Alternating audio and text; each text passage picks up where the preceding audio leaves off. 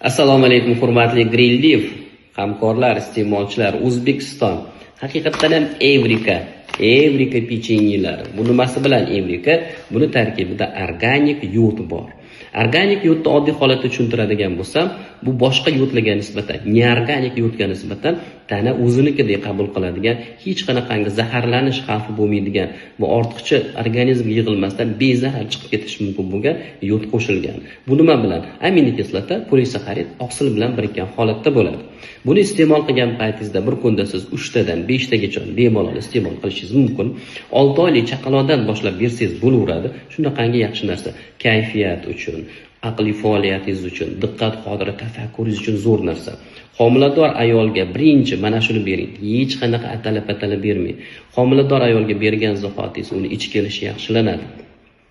Qon ketish xavfi kamayadi. Suti ko'payishni boshlaydi.